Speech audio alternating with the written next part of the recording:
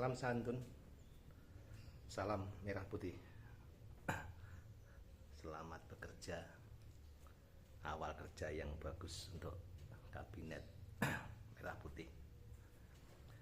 Baru saja nonton YouTube ya, ada pembahasan masalah undang-undang perampasan aset yang istilahnya terbengkalai ya, atau tertunda.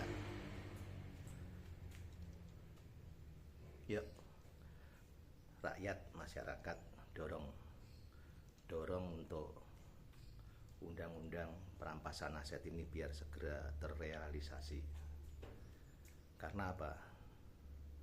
Dari hasil uang penyelewengan jabatan ya, mulai dari pusat sampai dari daerah, dari desa mungkin ya, sampai desa, sampai kelurahan barangkali ya, bisa dilacak itu, bisa dilacak. Cuman kalau melacak berdasarkan data keuangan rekening itu kurang maksimal ya.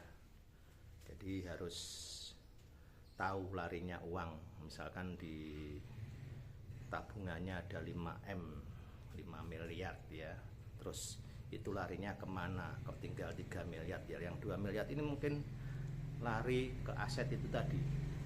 Dan aset itu bisa diatasnamakan saudaranya, anaknya, orang tuanya ya.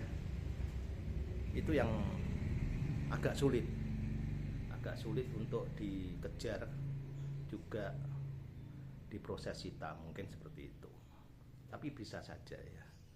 Jadi perputaran uang itu kan karena ada OJK ya, ada KPK, terus ada BI, kan semua itu ngeling ya, ngeling dengan perbankan.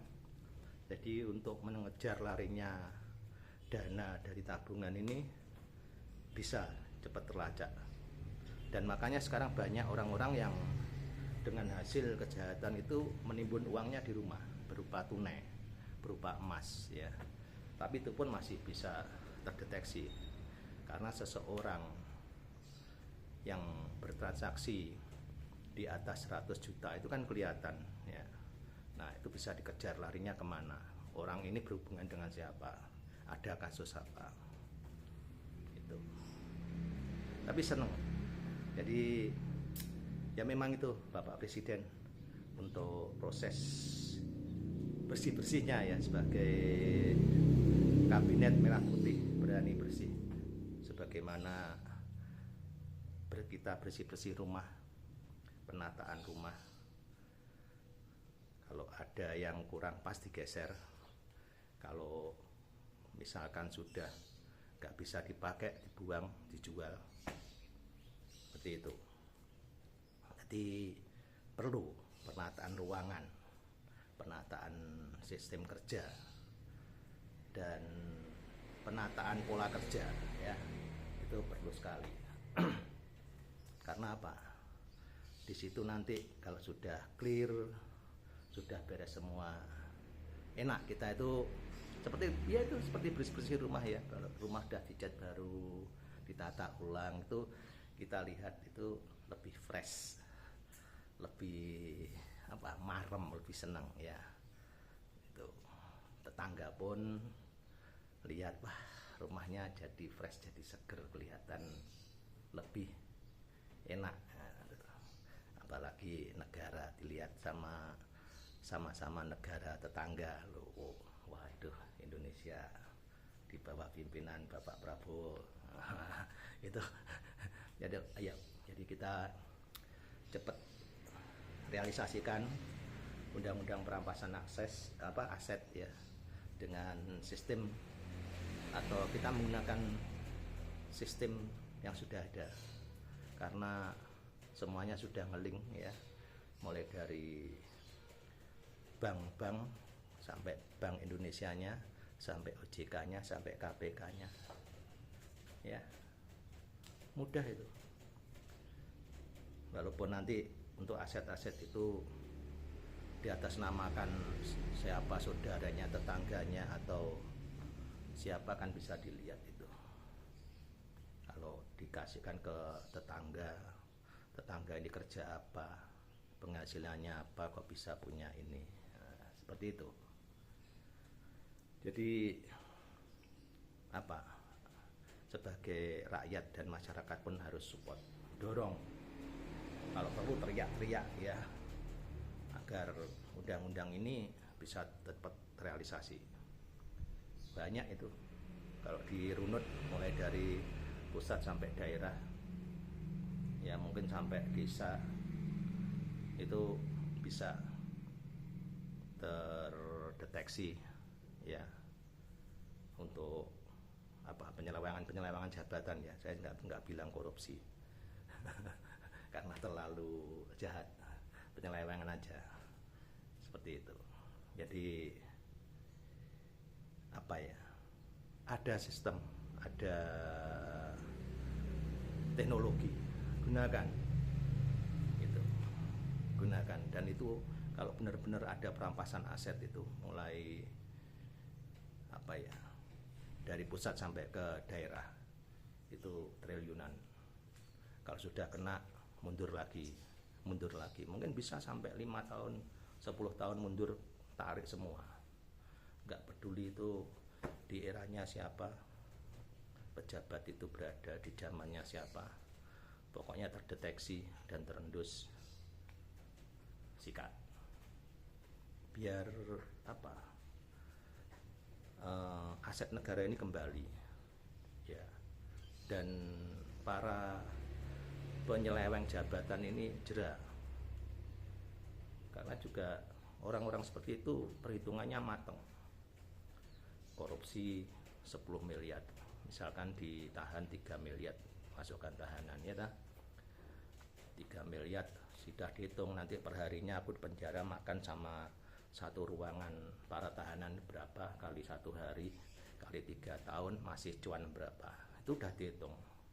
Jadi banyak para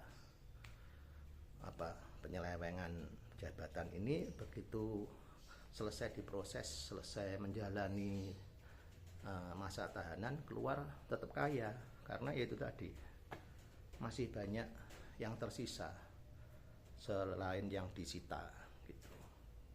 Nah, yang tersisa ini kan sudah diperhitungkan, jadi mereka sudah menimbang, kalau aku menjalani tahanan sekian tahun, aku nanti keluar harus masih punya aset sekian. Dan lihat aja untuk teman-teman yang lagi nonton video ini, mungkin di tetangga jenengan atau di lingkup kota, kabupaten, bisa dilihat, bisa dicek ya, yang sudah terkena itu dia keluar dari masa tahanan bagaimana kehidupannya, tambah miskin atau tambah kaya. Pasti banyak yang tambah kaya. Kadang juga di era-era politik, pilgub pil ya, itu bisa juga terjadi seperti itu. Jadi begitu dia ada kasus ya, ada kasus langsung didoktrin, kamu kalau mau lengser, yang gantikan ini kasusmu tak tutup, kalau nggak mau lengser kasusmu tak buka. Itu mungkin ada juga seperti itu.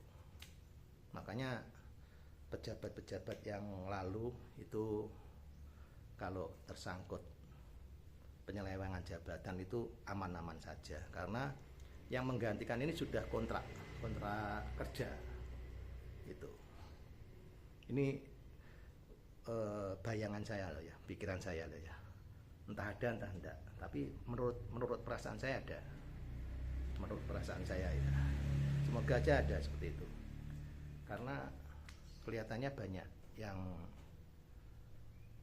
para pejabat ini ya toh, sampai lengser, sampai digantikan tuh gak ada proses sama sekali. Padahal ini kelihatan tetangga, masyarakat, dan rakyat tuh tahu kalau mereka atau dia melakukan sesuatu ini. Tapi normal-normal saja. Jadi apa karena ada kontrak itu tadi ya. Oke.